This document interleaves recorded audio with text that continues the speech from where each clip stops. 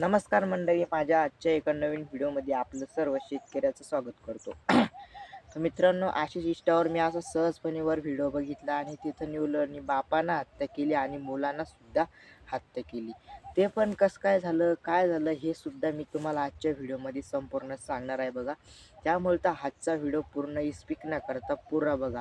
आणि आपण बघत आहात रॉयल शेतकरी ऋषी इंगळे. ह्या व्हिडिओला जास्तीत जास्त शेअर करायला विसरू नका आणि व्हिडिओला लाईक करायला विसरू नका.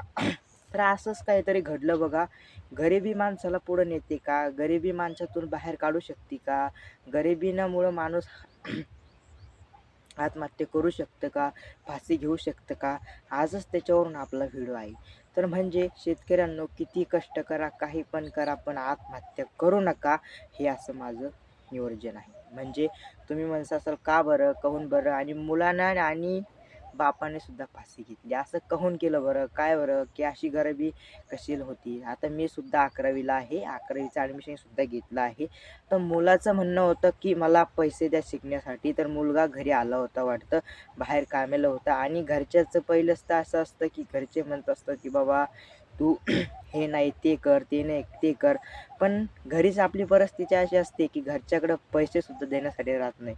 अशीच त्या मुलावरती वेळ आली आणि आता साखरासुद्धा जवळ आलेली आहे.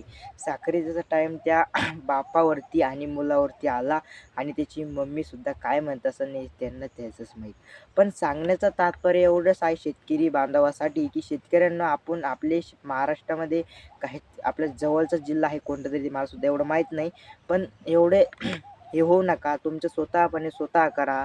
स्वतः व्यवसाय सुरू करा. त्याच्यापासून यावा आणि पहिले सृष्टी या गरिबीतून बाहेर निघण्यासाठी आपल्याला काहीतरी करावं लागणार आहे. आता सांगण्याचं तात्पर्य एवढंच आहे की त्या मुलाने फास घेतला आणि त्याच्या बापाने सुद्धा फास घेतला. काऊन की मुलाला शिकण्यासाठी बापाकडे पैसे नव्हते. आता एवढंच सांगण्याचं माझं एवढंच अर्थ आहे शेतकरी बांधवांनो, पैसे असो का नाही असो.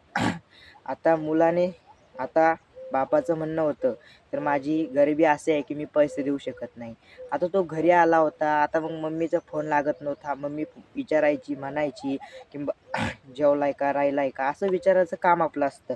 मग त्यांचं ते शेतकरी त्याच्या बापाने विचारलं की घरी मुलगा का नाही आला? कसं काय नाही आला? हे असं कसं होऊ लागलं? ते घरीच नाही येऊ राहिला, कुठे गेला? तर मग अशी दुर्घटना आहे. तुम्ही वाटलं तसं नका करू. आपण गरिबीतून बाहेर पडणारच आहे आणि पडायचं पण आहे. म्हणजे सांगण्याचं तात्पर्य एवढेच आहे की गरिबाला कोणी कोणी धीर द्यायला पाहिजे आणि पहिली गोष्ट तर अशी आहे की गरीब माणसाला काही इकडं पैसे नाही शिकण्यासाठी, खूप गरिबी आहे हो. ह्या गरिबीतून बाहेर निघण्यासाठी आपण काहीतरी मदत करावी आणि जेवढे गरीब आहे तेवढे सुद्धा त्यांना मदत करावी. माझं सांगणं असंच आहे की अशी गळफास शेतकऱ्यांनी घेतली नाही पाहिजे. गरिबांना सुद्धा गळफास घेतली नाही पाहिजे. म्हणजे सांगायचं तात्पर्य एवढंच आहे, शिकण्यासाठी पैसे नाही, काही नाही, तर शेतकरी बांधवांनो माझं म्हणणं एवढंच आहे की तुम्ही तुमच्याकडे जेवढे पैसे असेल तेवढे असेल तुम्ही द्या आणि मुलाला सुद्धा समजून सांगा की बाबा असं करू नको, तसं करू नको. त्याला एक वाटलंच तर 2-1 घंटे तेवढं काम पाहून द्या. पाहिल्याच्या नंतर तो सुद्धा काम करू सुद्धा आणि त्याचं पोट भरू शकतो आणि घरी सुद्धा देऊ शकतो. पण तुम्ही शेतकरी बांधवांनो माझं सांगणं एवढंच आहे की तुम्ही गळफास घेऊ नका. काऊन की आपल्याला एकदा जीवन दिलं आहे देवाने, दुसऱ्यांदा देत नाही आणि गरिबी माणसाला पुढं नेते.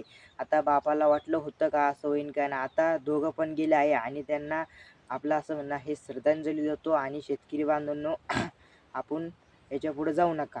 म्हणजे गळफास घेऊ नका. काहीतरी गरिबी आपल्याला पुढं नेते ती मला माहिती आहे. गरिबी माणसाची ही ही टिकून राहत नाही.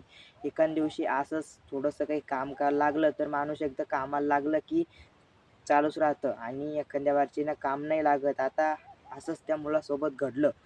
तर बोलण्याचं एवढंच आहे शेतकरी बांधवांनो की आपल्या जो मुलगा आहे तर तो घरी आला असन. आता साखरीचा दिवस आहे. साखरी येणारच आहे 2-3 दिवसामध्ये. मग असं जर घडलं, आता त्याची मम्मी काय म्हणत असेल काय नाही ते त्यांच्या घरी माहीत आणि त्या दोघा जणांचा मूर्ती झाला ते पाहून आता कधी-कधी माणसाकडे पैसे राहत नाही आणि गरिबी असल्या ज्या माणसाकडे शेती नाही तर आहे ना त्यांचीच फारच गरिबी आहे. आता रोज मंजुरी करून खाणारा तो सुद्धा शेतकऱ्यांची गरिबी आहे. तर सांगण्याचं एवढंच आहे शेतकरी बांधवांनो, तुम्ही गळफास लोक जाऊ नका. गळफास घेऊ नका आणि घरच्या घरी काहीतरी व्यवसाय शोधा आणि व्यवसायातून थोडेफार पैसे कमवा. आणि गरिबी असं म्हणणं आहे की बाबा जेवढे कोणी मालदार लोक असेल तेवढ्यांना गरिबाला सपोर्ट करा आणि आपण एक मिळून मोठे हो. आणि जेवढे गरीब आहे महाराष्ट्रामध्ये तेवढे सुद्धा गरिबाला सपोर्ट करा. काऊन की आता काही जणांकडे शिक्षणासाठी पैसा नाही. आता शिक्षणासाठी पैसा कुठून आणायचा हे सुद्धा शेतकऱ्याला संकट सापडत आहे.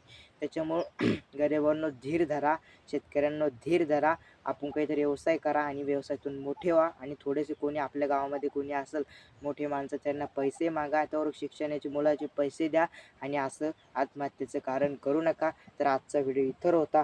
जय हिंद, जय महाराष्ट्र.